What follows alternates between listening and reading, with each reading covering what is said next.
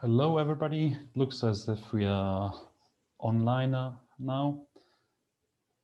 Welcome from Integrated Dreams and welcome from Cafe. We will wait a couple of minutes until some more participants had the chance to join.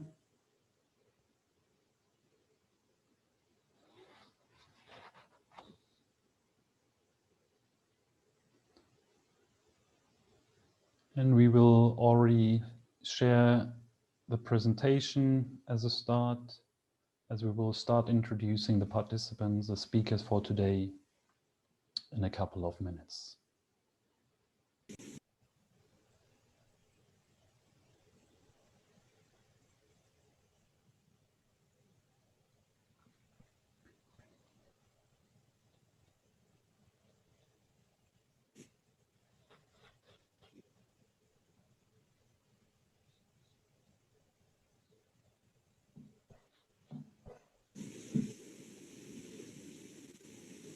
So I don't see who has been joining. I only seen the number of persons, 15 so far. So for those who joined maybe for the first time, just to explain, so the session will be recorded and we will shown as a link published in a couple of days on the website of both Football for All Leadership Program and Cafe. So everything what you will be asking, types of question, will be public. We will have in the beginning a poll which should appear on your screen, and later on as well poll through a tool called menti.com. So at a later stage, if you go to www.menti.com, and we will show you a code which you should enter at that stage. And now you should see already the first question, so you can start on your screen, start answering this question. If the question is, does your club have a foundation? It means if you're like a supporter, reply from a supporter point of view, whether your club has a foundation. And obviously if you're working for a club, you can answer as well.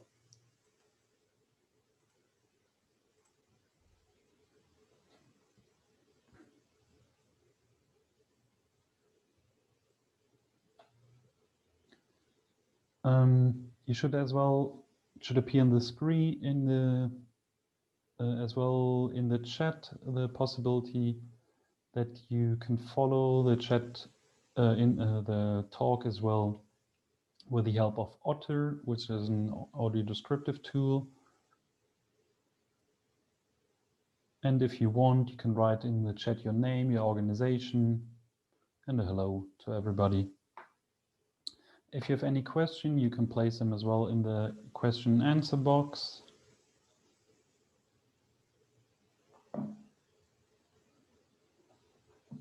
And as it's 4 minutes past 7, let's start already. So if you go to the first slide for today, first of all, welcome to the webinar on the topic of foundations in football, the right way to improve access and inclusion.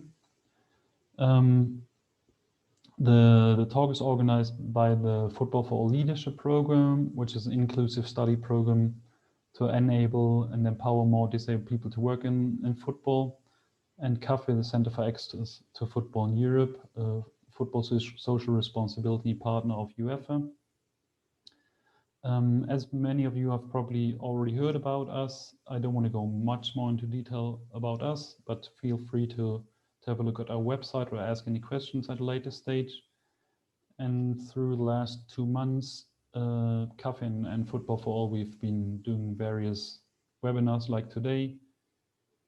And today's special day, obviously, International Day of People with Disabilities.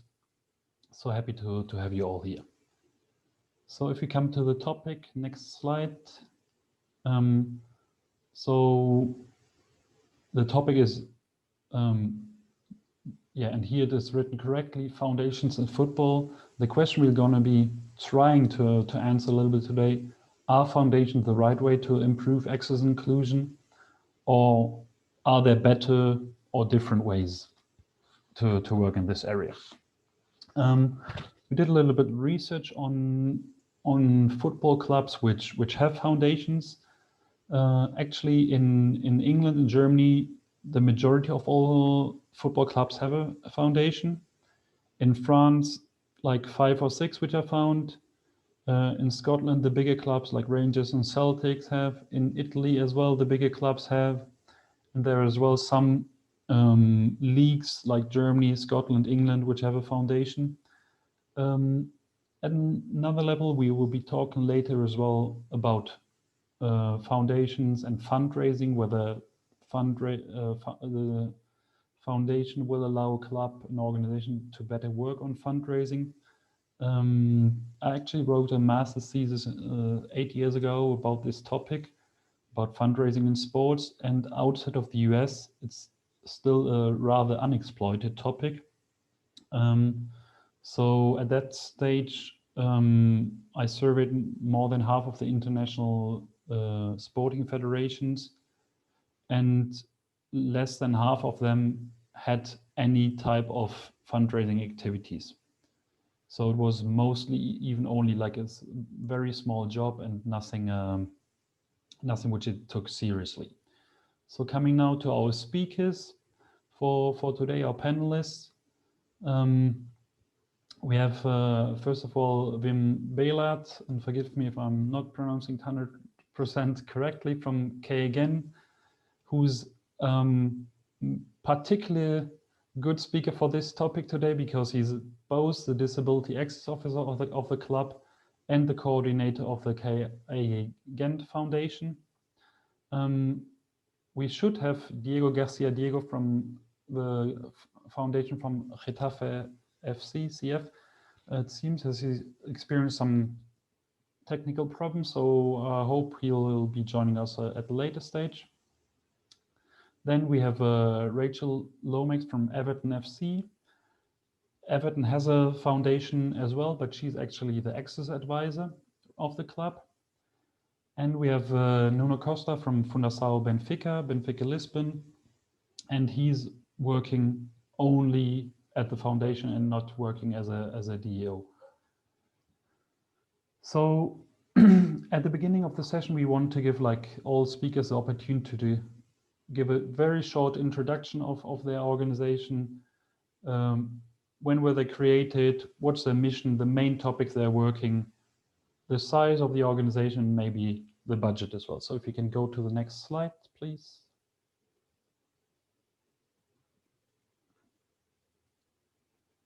So as I mentioned, different types from the foundation side and as well from the club side. A club who has both a DEO, like Everton, who have a DEO and who have a foundation as well. Again, similar situation. And Getafe and Benfica, where the DEO role is not yet established that well. So totally different perspective from different countries. So very interesting talk. Okay, if we go to the next slide, please. So Rachael, if you want to talk us through the next slides a little bit. Yeah, of course. I've put together, thank you for having me first of all. Really appreciate being here and talking on such an important topic. I just wanted to highlight a couple of the nuances for Everton Football Club and how we work things, just so that when we're talking through the panel, you understand my role and how we work with our foundation. Our foundation is called Everton in the Community, so sometimes I will just refer to it as the community. So just to clear up any confusion, if I say the community, I mean our foundation. Yeah, if we can go on to the next slide. So this is just an overview of the purpose, vision and mission of our community. Now, I'm employed by the club rather than the community, so I will just let that do the talking. The purpose of the charity is to deliver a service that's rated best in class by our participants, funders and community partners. And the main point of our Everton in the Community is reaching out to our underserved members of society. The vision is to be the most effective charity, both nationally and internationally. And And I think we're doing a good job so far. There's always more work to be done, but I think we're getting there. And I think the mission is the positive promotion of sport, utilising the brand of Everton and utilising the platform that football and sport can bring for us. If you go on to the next slide. This demonstrates our societal impact, which is the calculation of benefits created by an organisation on people's lives, the economy and the environment. So this was a study that was done independently, and you'll be able to see some of our statistics or key statistics for Everton in the community. There is no sound for this, so please just watch and see some of the huge impacts that the community has had.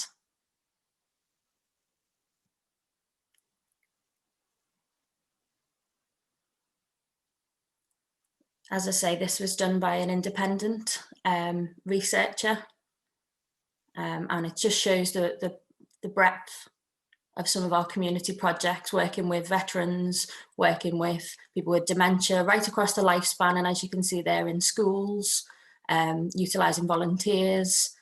The number of sessions that we run per week is just astronomical. And as you can see, our players are often highly involved.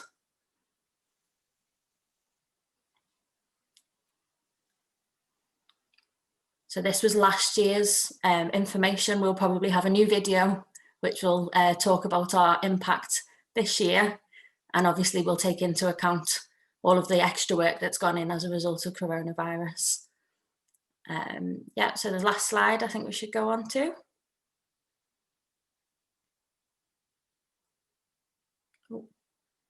And this is just to highlight the difference in my role. I'm placed within the club, and my sole focus is accessibility. I work across all business areas. I will work with, for example, HR, media, marketing, communications, legal, and I will work to ensure that each of our operations are accessible to disabled people or people with disabilities. So I'm almost like an internal consultant and will work both with the community and the club. I will also work with our fans and our fan base to ensure that the matchday experience is accessible. And the work that I do falls under our Altogether Now brand, which is our equality brand and showcases our inclusivity across both the club and community. So I hope that's made it clear as to the delineation between the community work out in the community and the work that I do within the club itself. Thank you very much. I think that's all.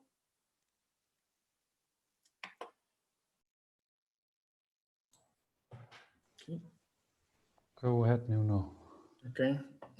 So thank you for this opportunity, and as the Benfica Foundation, we can say that it is with a great pleasure that we were created in 2009 in a view that the club saw that it was important to raise a foundation to deliver professionally what was being attended with a good will from the Benfica workers at the club, but a professional department as a foundation, and we will speak furthermore about this kind of advantages to raise a foundation. And we focused really on these main areas. On education, we have several projects throughout schools and other organizations, inclusive sports, including disabled football, humanitarian aid, because we in some especially environmental incidents, we are on the front line to help. For instance, in Mozambique, that was further a colony of Portugal. We helped with a cyclone, and also Haiti in 2010, and also the environment. We have a project that helps to raise more trees in special areas of Portugal that burned a lot, and including more than 100 deaths in 2017. So this is crucial for us to get the environment as well. The next slide, if you may. Our foundation has 9 full-time employees and around 30 project-related, because we have, like Everton, a lot of sessions going on a daily basis, and we have coaches and teachers throughout the schools that we are improving the attendance and the behavior of hundreds of kids, and to date 200,000 beneficiaries. In more recent years, around annually 30,000. Next slide. We can say to you that this goal of around 1 million is our current status. Obviously, in the first years, that wasn't a reality for us. It was much lower, but we got to increase progressively the amount until we reach this target. Unfortunately, this year we had to make a special effort, and the investment was more than 2 million, because the club itself and the football team, together with the foundation, added 1 more million to help the Portuguese national health system due to the pandemic. And that's it for now. Thank you, Nuno. If we then directly switch to Wim, maybe you can give us a very short overview about the reason why why the K Again Foundation was founded and the link with the club. Unmute, please. Good evening to you all. I'm Wim, the General Director of K Foundation. The K Foundation was founded 11 years ago. And it was founded because in Gent, the football club and the local authorities developed together a football stadium. And the local authorities asked to play a role for social return in this football stadium. Social return on investment, the investments of the public authorities who were involved. I am coordinator of the foundation since November 11, so now 9 years ago. And today the organization has a yearly budget of about 600,000 euros. We have 9 employees. Our main activities are community delivery programs with sports for development, football for homeless people, football for people with mental issues, walking football for elderly people, football for youngsters, omni-sports program for young children, a dance academy also for youngsters in the neighborhood near the football stadium. But as I mentioned, the foundation was created because we developed a football stadium. So accessibility was one of my main topics when I started. And we made of the new football stadium a football stadium which is accessible for a lot of people. And this means this is the most, but it is not. It was the first new football stadium built in Belgium in 40 years. So we are the most accessible, but that's nothing to be proud of because all the rest isn't. But for us, it was a very, very important topic. The club also gave the role of DAO to the foundation. We worked strongly together with the local authorities, the city of Gent, to make the football stadium accessible. And today, we as Gent and the Gent supporters are now playing a role to make this topic more important for all the other supporters in Belgium and the other football stadiums. We think we have to take this role because yeah, it's a matter of human rights. Thanks, Wim.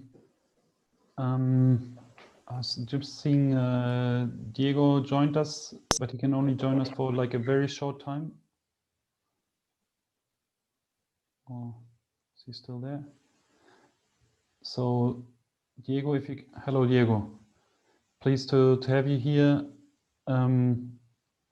Maybe you can just give a very quick introduction about your organization and the activities you do, and then unfortunately we will not be able to have you with us today. But thanks at least for giving a very short introduction.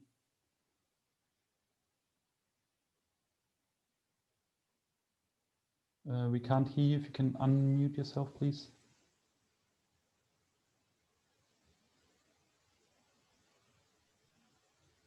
Thank you. Oh, lost again. No, here we are. Can you hear me? No? Now perfect. No or yes? Yes. Okay, perfect. Thanks for your time. Thanks for your invitation. I am very glad to see you again. I am very glad to share this information with the rest of the colleagues, and of course to meet the rest of the colleagues. Nice to meet you, of course, and good evening from Madrid. Our foundation is our career or our challenge, our project is very short because we decided, so the club decided to create this foundation from 2 years. This is the reason, perhaps in our case, we don't have a very long background or experience on this period, but we are very proud with our evolution along this period of time. In our case, we created, so the club decided to create this foundation from zero.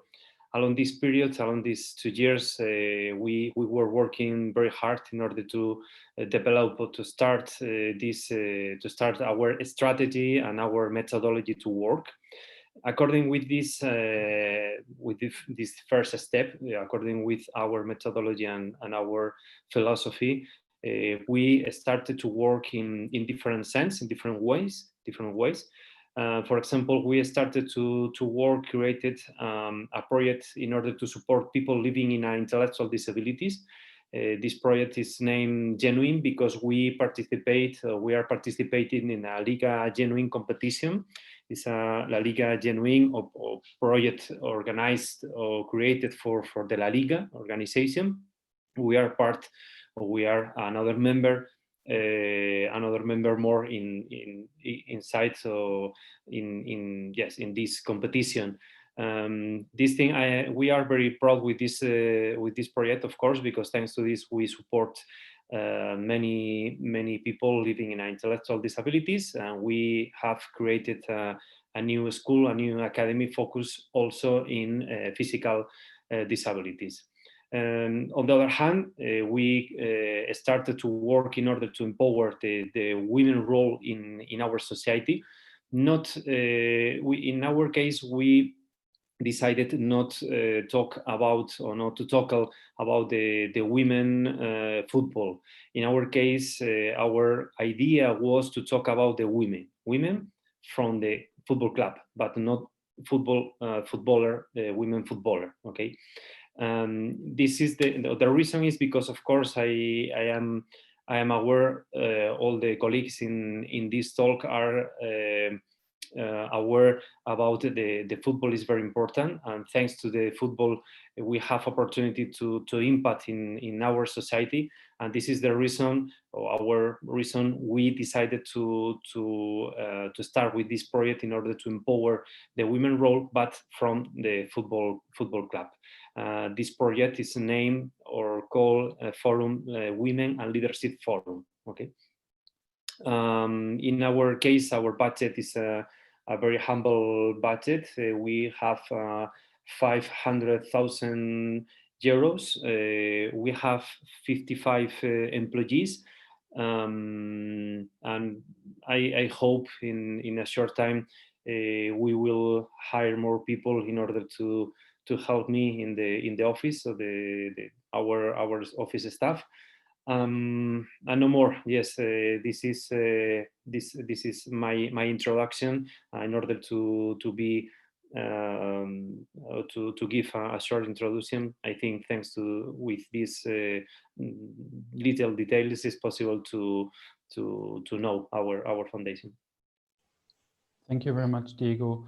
I know you have to leave in a couple of minutes, so maybe one question for you. Do you think like a club should create a foundation? Is this a better way for a club to work on social topics, or can a club do it internally? Yes, it's a good question. In our case, I think it's very good not to create the foundation, but it's not essential, I think, no, because it's possible to work in order to develop a social commitment strategy without foundation, of course. In fact, there are football clubs that they decided don't create foundations. In fact, in our case, we decided to create a CSR department. Not our idea is not to work only by the foundation. Our idea is to show our social commitment also with another ways. In this case, we decided to create a CSR department from last 3-4 months. It's very important, of course, to have a foundation. It's a very good news. In our case, in this club, when I started to work in this club, when we decided to create this foundation, my personal impression was many people close to the stadium, our fan base, perceive this idea a strange idea, because in many countries, I don't know, at least in Spain, the idea regarding to the foundations is not 100%, or normally don't have a 100% good reputation, because along many years the foundation was used for non-transparency things. And this is the reason my first impression when I had many meetings with the fan base, the first impression for them was, well, I don't know, perhaps the foundation have dark interest or something like this. No, this is my experience, my impression when we decided to start the foundation. Thank you.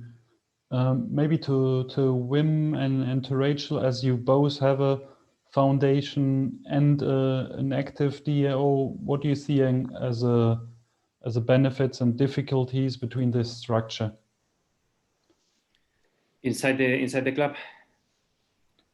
Yeah, I was asking to Wim and Rachael, because they both have a DAO, like a disability access officer, and a foundation. Do you think it's the right way to work on accessibility, and what role can the DAO play versus a foundation? Yes, of course. In our case, we don't have this position. Perhaps in the future we will think about to create this new position. But in our case, our club is a mid-sized club. We are giving a little steps in this framework, in the social commitment, in the CSR. I am sorry, in a short time, perhaps we will be able to think about to create this position. I will be very happy with this. For the moment, we don't have this position, but on the other hand, of course, we fulfill the local rules, national rules, all the recommendations regarding to the access things. But it's true, we don't have for the moment this position. And of course, I think it will be very positive to have any person to lead this indications or to lead all the things regarding to the access, not online and not offline, also online. Yes. Thank you, Rachael. You as a DO yourself, what's your point of view on this part? I think for us, it works really, really well to have both Everton in the community as our foundation and myself working on accessibility within the club, solely for the reason that our foundation staff are extremely busy delivering in the community. And as such, I think it would be really difficult for them to provide the same level of communication, liaison towards access within the club itself. So the benefit of having me is that I am able to utilize their knowledge, experience, and skills and expertise, and utilize that and bring it into the club to then disseminate out to ensure that all of our club operations are accessible. So I don't think that we would be able to look at accessibility in the same way if we didn't have the two separate roles, but obviously with a really close collaboration. Maybe can you tell us a little bit how this collaboration works on a daily basis? Yes, of course. So at this moment in time, a really good example of some of our collaboration has been as a result of coronavirus. We've launched the Blue Family Scheme, and that is reaching out to some of our most vulnerable members of the community. Now, usually our box office staff would be making ticketing inquiries, that kind of thing. During this time, what they've been doing is contacting members of vulnerable members, isolated members of society, to ensure that they're okay. Now, this is something that would usually fall under the community banner, but given the circumstances and because we do work hand in hand, that was something that we were able to support within the club. And that then meant that as a result of finding out through phone calls, through reaching out, and this was across the whole club, our CEO, I think Carlo Ancelotti made some calls. As a result of these calls, our Everton in the community staff were then able to action that and take out medicine, food supplies, food bank donations. And so I think that's just a really good example of how the club and the community are working together in terms of accessibility to streamline that process and really reach as many people as we possibly can. Okay, great. Nuno, maybe from your point of view, I mean, Rachael mentioned like the power of communication as well. Can you a little bit explain how do you think foundations can support sharing the message of access and inclusion as well to a wider public, not only the football family and friends, but really to more people outside of the standard football community? The Benfica Foundation has their own communication channels, but to reach wider audiences, of course, we interact with the club's communication to get access to more and more people getting awareness of our activities. And we can say that it is a really close relationship with the club. And every time we feel that it's appropriate to send a wider message, we use also the club's communication channels. So on a regular basis, we use our channels, but once in a while we can access to the clubs to the club communication because they have a TV channel. They have a Facebook with 3.7 million, not the 100,000 that the foundation has, because obviously people are more engaged with professional football than social issues. But we understand that we need to get the advantage of our power of football and not criticize anything around it. Okay, great. Yeah. And then Wim, maybe from your point of view, I mean, you are as well a member of, a very active member of EFDN, so you see a lot of foundations. What's your thought? Why are so many clubs creating a foundation?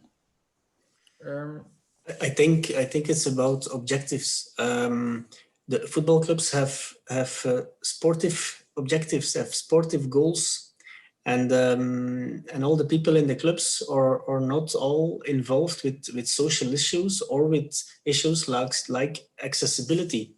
And if you give this role to a foundation can play this role independently, and maybe without having to fulfill other goals than the social goal. The same goes with the financial transparency. The finances which are used by the foundations, they mostly are very transparent in it. People can see what happens with all the money involved. And with the professional football club, it isn't always the case. So I think to act in a credible way on social issues, foundations are a good thing to have, but there are also, of course, football clubs who incorporate these social goals and can play this role also in a credible way. It's not a black or white story. It's just about what kind of football club are you? What kind of goals do you have as a football club? And do you integrate this social work within the club, or do you do it with the foundation in cooperation? I can say that we were founded in a cooperation. We always worked independently, but year after year, we are working more integrated with the football club. And I think we now are more than ever integrated, working together, and it benefits to a lot of people, and it benefits to the club and to the society. Yeah. So maybe you're right. Maybe a club like who's already known and it's part of the mission to work on social aspect, like St. Pauli in Germany, for them maybe it's not so necessary to create a foundation as for other organizations. Another question to you, Wim. I mean, you, as we heard, you're both working on the foundation side and on the DAO role. How do you handle the both topics? In which way is this positive or negative?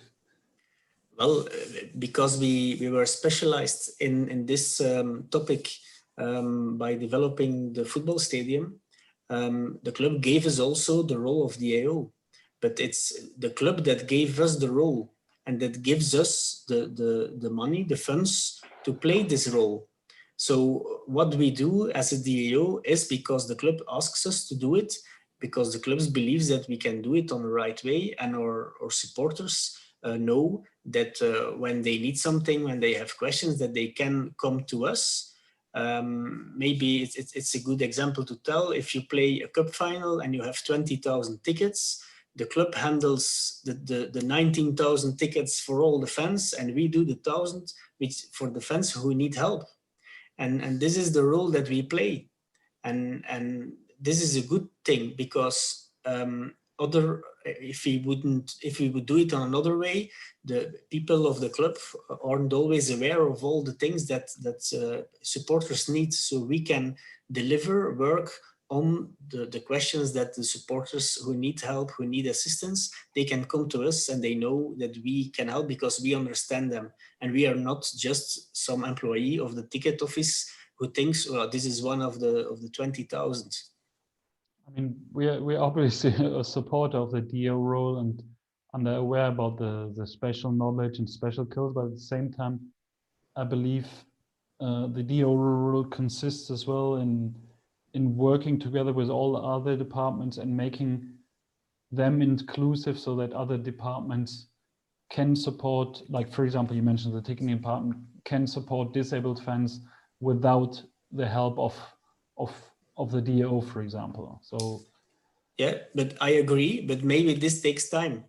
And if they have a colleague telling them why this is important, it's maybe better than when they have to handle it on a ticket office and they don't have a lot of time. So it's better that a colleague of them develops the knowledge and then gives this knowledge to all the other, because then you are a colleague. And this is my two-way position. At that moment, I'm one of the colleagues.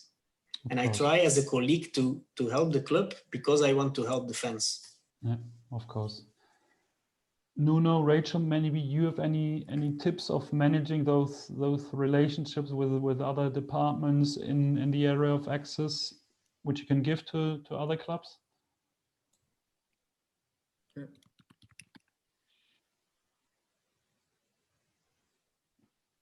Nuno or Rachael, I don't know, whoever feels. I think Nuno was trying to speak, but he was muted. Yeah. Go ahead, Nuno. Yeah, but I was going to say that you can go ahead. Okay. That's very kind of you. Yeah, I think one of the real benefits working at Everton is that the agenda of access, inclusion, equality in sport is really headed up from the top, which makes my job a hell of a lot easier in terms of, so for example, our current CEO, Denise, was previously the CEO of Everton in the community. So naturally, she understands the needs of our local community and understands the need for accessibility within the club and more broadly, inclusivity within the club. So for me, what that means is that I have the support of the Everton leadership team to be able to work with whomever I need within the club to be able to become more accessible. So for example, that might be working with the marketing department to collaboratively come up with a style guide which thinks about accessibility in terms of our communications. So what do we have in terms of audio descriptive on our social media channels? Do we have alternative text on our imagery on the website? These kind of things. And so the benefit for me is, I think, one, having the support from the leadership team and the buy-in from those in the club. And then, to be honest, I think there is a culture within Everton and Everton in the community of people who genuinely want to learn, genuinely want to be better, and genuinely would hate the idea of somebody missing out as a result of them not knowing something. So I'm really very lucky in terms of the staff and the colleagues that I've had the privilege of working with thus far. So I think my advice would probably be to ensure to work slowly but surely to ensure that it's embedded within the club and you're not just one person banging that drum over and over again, because I can imagine that can get quite frustrating.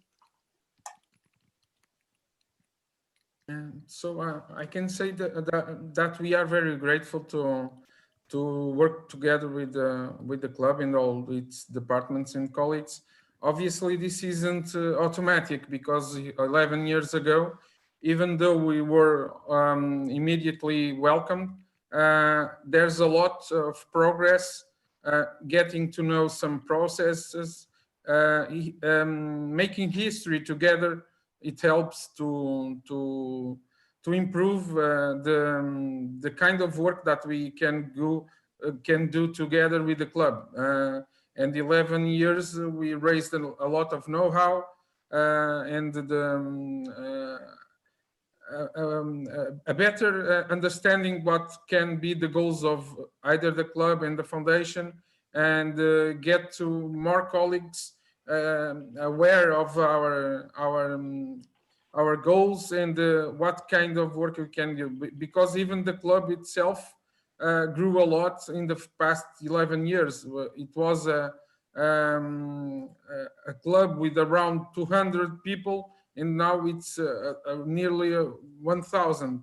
So it's very different, the club itself, and as besides the foundation, it was a TV channel, a museum, a lot of things going on, and we grew together, and that kind of relationship is important to be nurtured.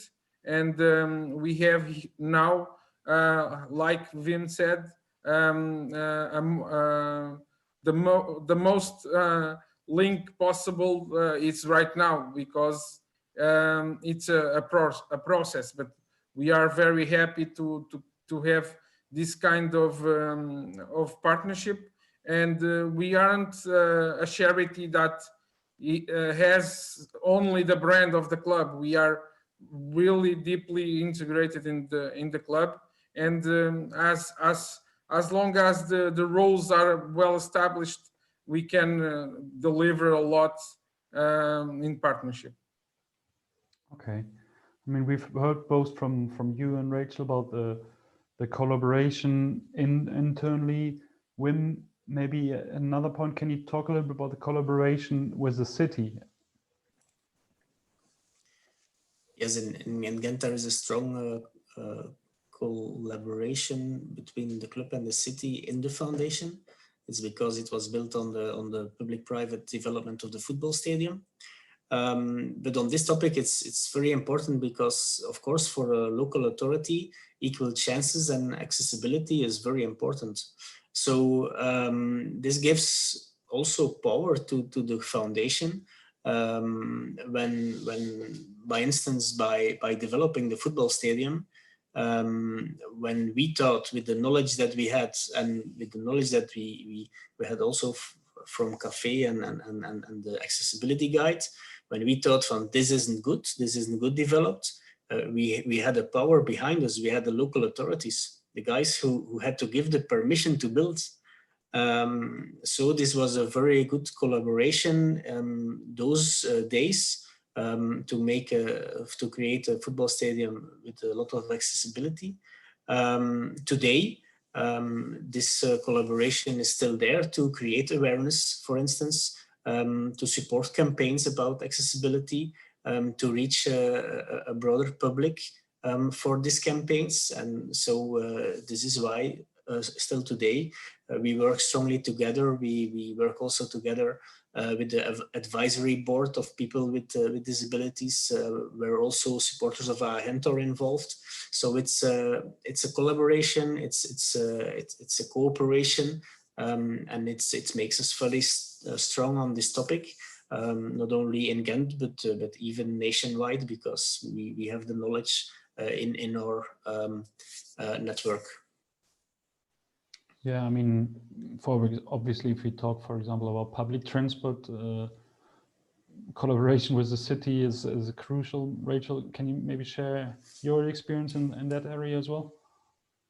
Yes, of course. I think obviously there are a couple of football clubs in the Merseyside area, and as a result, it's crucial that we all work together with the local authorities, both to improve, as you mentioned, public transport, even from a social impact perspective of reducing, being more environmentally friendly. There are a number of reasons that we should engage with the local authority, and I think at this moment in time, we're doing so extremely well with the development of our new stadium, Bramley-Moore Dock. We've got an opportunity both alongside the council, alongside Everton in the community, to create a legacy within our own city, and it's impossible to do that without everybody singing from the same hymn sheet, everybody working together. So I think now more than ever, we're realising the benefits of working, and not only with the local authority, with local interest groups, NGOs, the people who've got the expertise to make us the best that we possibly can be. I think it would be daft to assume that we've all got that knowledge ourselves. So I think it's always important to go to the people who've got that and to ensure that lived experience and expertise is taken into account when it's being given, for sure. So yeah, I think both Liverpool and Everton football clubs have great relationships externally as well, and I think that does make a huge impact, not only in terms of football, but for local residents and the community itself. Yeah, I mean, you mentioned learning from others and like NGOs, and you're all members of EFDN. So Nuno, maybe you can tell us a little bit about how you learn from other foundations, what's important in that area, and whether it's rather from Portuguese organizations or foreign organizations. Okay, it was really important for us to make part of the EFDN, because it really allowed us to get to know to much more organizations, their best practices, even common projects, because as we talked, the walking football, we didn't heard nothing about walking football, for instance. And we started in 2016 with a co-funded project organized by EFDN, and now we have more than 30 teams nationwide. So it's a good example of how a network can really jump the projects to the action to help this case the elderly, but all society that came out of all the organizations get to know what one another is doing and learn by it and improve themselves. So it's really positive, and that kind of examples can go even deeper. For instance, the Portuguese League established CSR groups at the recently created Football Foundation, and that's a new example of how clubs and foundations can establish connections that overall bring us to a higher level in every organizations. Yeah, I think I mean, we have all exchange meeting on the DO level ourselves, and in England I know from Rachael as well that they exist between English DOs. So I agree totally. That's a very helpful opportunity. Switching a little bit topic now, coming to the topic of fundraising. When do you think like a foundation is a better way for a club to get funds as a structure for social topics such as accessibility, or what's your thought on that? I don't think a foundation is better than a football club, because it's about accessibility of the football stadium, and for me this is a how do you say it in English? It's something that the football club should do and pay for it itself, of course, because it's about accessibility of its main task to play football and to make it happen that people can attend the football games. So personally, I don't think for the accessibility of the football stadium you need fundraising, but you can need fundraising for extras, for doing special things, for creating awareness, for doing campaigns on special topics. Then you can have fundraising, and then even the collaboration with the football club can help you to attract sponsors, for instance, to attract commercial partners who are already involved with the football club, but are not involved with the social issues or with accessibility. So I think working by this can be a win-win for everyone. Okay, and I mean, I totally agree that it's a, I mean, first of all, it's a human right, and secondly, there in the majority of countries there strict regulations as well on how construction shall be in terms of accessibility. So I agree totally. The funding should be coming from standard funding and not additional funding. On the other side, Rachael, maybe as well, like how do you know from your colleagues, like how they obtain funding from the club for their projects, and how is it selected which projects are more a community project or which are in the club?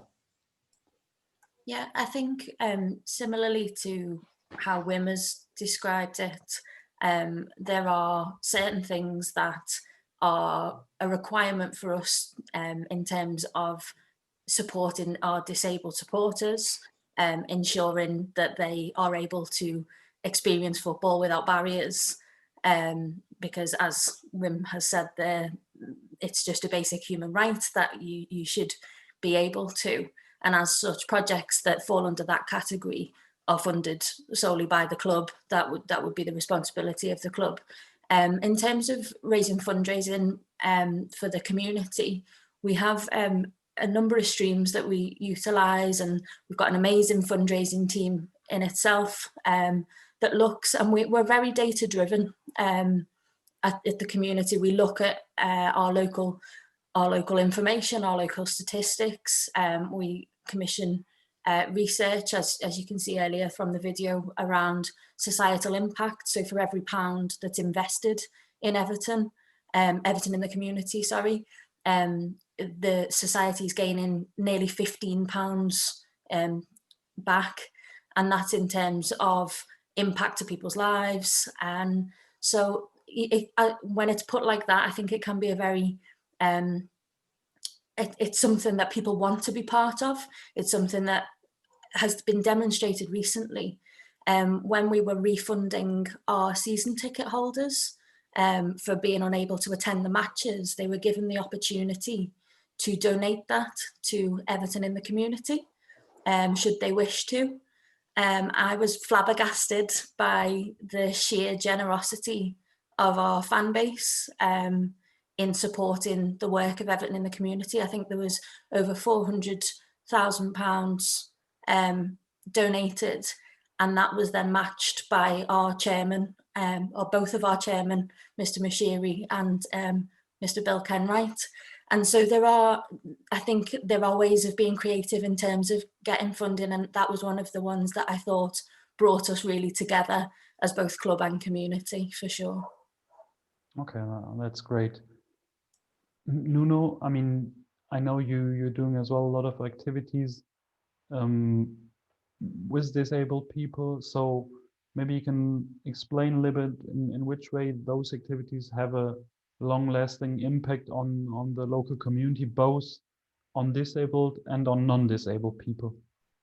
Yeah, when we have a deeper involvement, obviously the long-term impact is much higher. We have a disabled football team that is really linked with us, and we follow their progress. Is really a life's journey, because they started with us several years ago, and they keep the sessions close to us, and we are a big part of their lives. So my colleague Luis, that he is attending also this conference, is a really professional colleague, and very passionate about his participants, and he does everything that he can to get the group really connected, and I'm sure that this kind of impact is much higher than the other things that we are doing, like one shot, because we have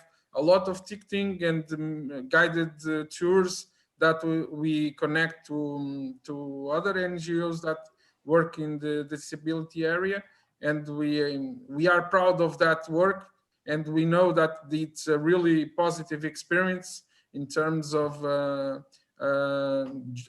joyful experience at the stadium, but that's not a long-term impact, or at least that kind of higher impact on the people's lives.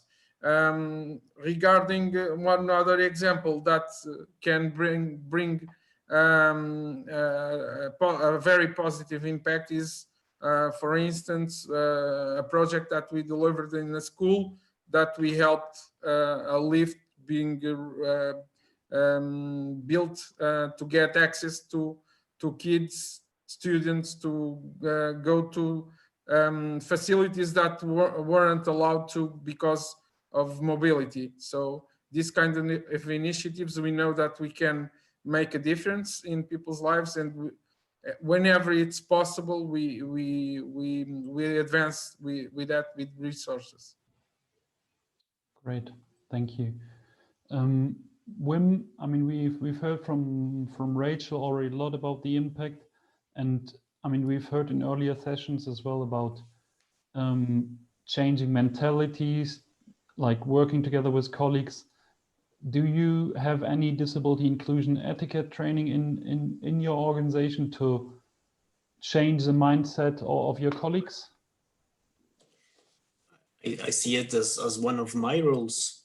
I'm the guy who is always telling to the colleagues, maybe we should do it like this, or maybe we should do it like that.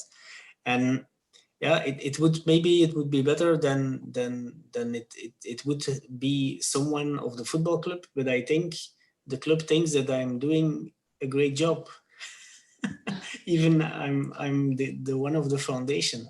So what I have seen in last years is that a lot of colleagues and also volunteers of the football clubs today are aware, and years ago they weren't, because no one talked about it, no one said something about it. And today it's me when there is a when we have how do I see it in English? We do, for instance, it's me. I give a workshop about accessibility to the stewarding of the football club. It's me that explain it to the people of the ticket office. It's me that works strongly together with the security officer of the football club about it. And he also is more aware than ever. And so we became a team. And yeah, it's for the club, it's okay that I play this role. I'm very important because I'm not an employee of the club. I can always say what I think. That's also very important. So maybe it's good that I can do it like an independent advisor of the football club. Maybe that's also very good. But one day it should be integrated into the policy of the football club, of course. Okay, Rachael, maybe do you feel sometimes your colleagues from the foundation can help you, support you in bringing over a message which you might not be able to bring over that easily?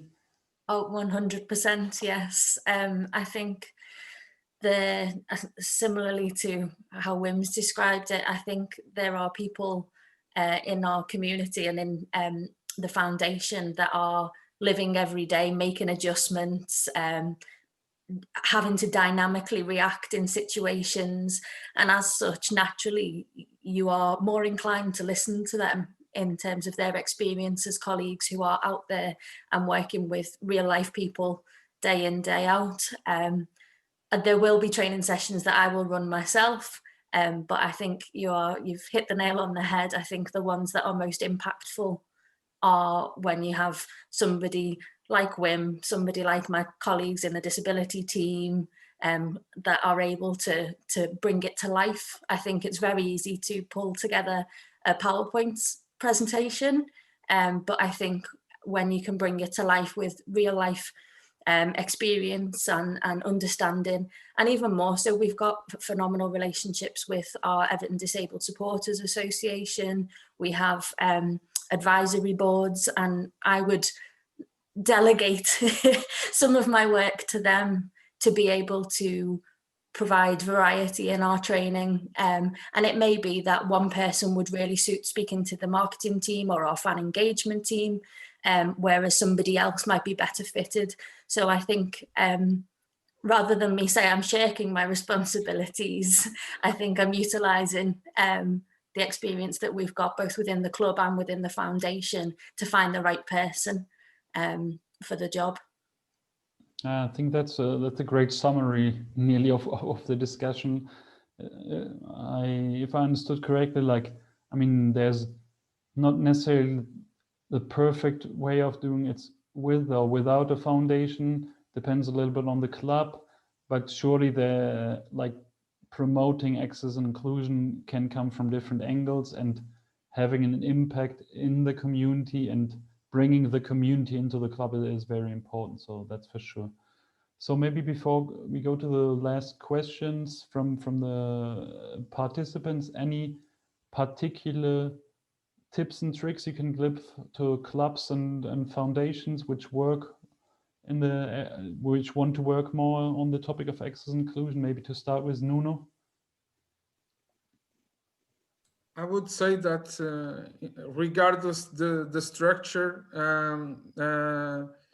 taking into consideration your context and develop an organization that works, that flows, that is functional, independently of a foundation or a department, because I can say to you the Portuguese context really recognize the importance of creation of foundation, because we have also fiscal benefits for being a foundation.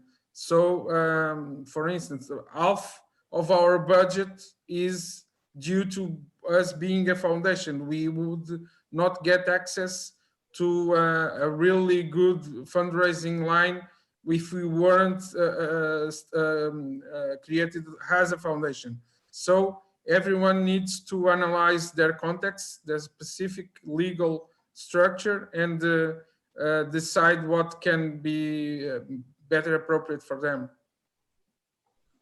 Wim, any further tips to add? One of the things that worked for us is to give our supporters with disabilities a voice. 10 years ago, they could come to the old football stadium for free. And they could come for free because there was nothing for them. But to give it a ticket for free, it was also something that they couldn't raise their voice because they didn't pay their ticket for. In the new football stadium, they have equal access to everything, and they all said to us when we asked them from, what do you think about prices? They said, we want to pay our tickets. And when we pay our ticket, we are a customer like all the others, and then we can have a voice. And we as a foundation, we give them also this voice. So what we today have is a Facebook group of our supporters with disabilities, and all the communication of them towards me as the DIO goes by this Facebook group. And this Facebook group was organized to have all kind of information about the accessibility of our own football stadium. Today, this Facebook group is a database of all the football stadiums in Belgium, where they give to me reports about accessibility. And then we can use this information to go to the other teams, to the other colleagues, to ask them to improve their facilities. And today it's a closed Facebook group. And my colleagues already know that if the things will not become better in the next years, this communication with this now behind the scenes will be public. And maybe we are some kind of activists sometimes, but when you are working for years and years and years and you don't see a lot of improvement, then you become an activist. And that's for us the next step that we will do with our disabled supporters. And I'm sure that we can create a force to create awareness and to create improvement. Yeah, I think it's good to raise the voice and to stand up as well for equal rights, that's for sure. Rachael, any final thoughts from your side? Yes, I think for me, there's probably 3 key areas that I would implore anyone, doing this kind of role, anyone working in a football club to follow. I think one of the best bits of advice I was given when I first started in this role was to listen, to remain open-minded and connect with as many people across as many experiences as possible, and take that on board, really learn with every bit of information. I've been jotting down notes throughout this because of things that Nuno said, things that Wim said, that I now have new ideas to be able to take forward. I think one of the things that I would also advise is to remind yourself of the platform that you've got. It's an extremely privileged position that we're in, and that we're able to make change on such a large scale. And I think sometimes it can feel like you're only nudging in a certain direction and things aren't changing at the speed at which you would like. And so my third tip is to reflect on where you started and to where you've got to. Nuno, I think you said about your football teams starting with 0 and ending up with 30 odd teams in no time. And I think it's the nature of people working in this field to just move the goalposts, excuse the pun, and to always look to the next thing. But I think sometimes it is really helpful to look back. When you've now got to the stage where you're able to charge for your tickets as a result of accessibility being and not being an issue. So I think just reflecting on where you started and where you've got to, because I think that motivates the next steps for sure. I agree, and yeah, we're happy that all of you share your success stories and your positive feedback, and I hope this will motivate other clubs to join. Thanks so much already now, and I'll quickly have a look whether any questions coming up. David Sturton from IPSA is asking Nuno whether you could share some more information about your work to develop disability football, in particular to people with who are blind or partially sighted. Okay. We can say that we have, for now, a partnership with the Special Olympics, and we are more focused on that kind of disability. But we obviously, like we said here, it's every year is a new challenge for us that we can embrace. We have a good group working with us, and we have some throughout the year tournaments where we invite organizations linked to Special Olympics, and so we have kind of a season that is similar to a season where we promote the football, disabled football in this specific area, and then we go compete with international and national tournaments against clubs like Milan, Chelsea, Liverpool as well. So you can imagine what is this kind of experience for our kids to go abroad and compete with the other clubs representing Benfica, because even though they aren't required to be a Benfica fan, they are very proud to wear our jersey and be part of this club that is recognized worldwide. So they are very close with us for their future. But we take advantage of the power of football for development. Yeah, I believe we should all, as Rachael said as well, yeah, be aware that we are in a particular role working in football. We are able to change perceptions. So I think we should all continue to do so. I don't see any further questions coming up. So yeah, once again, thanks to all of you guys for joining us today, for sharing your experience. Thanks as well, particular thanks to João Rachael and José Suarez from Football for All Leadership Program Integrated Dreams. They really had some tough months with a lot of webinars coming up, and I think they were all great. So thanks for all of your work and throughout the last months. They told me they're not shocked by the last 2 months, so they will do something similar again in the future. So looking forward to that already, and I'm sure they will announce the dates once they know. From a cafe point of view, as some of you might already know, we will have some trainings in January as well on the topic of accessible inclusive ticketing and disability inclusion and etiquette training, train the trainer workshop. So if you're interested in this and haven't signed up yet, please feel free to reach out to us.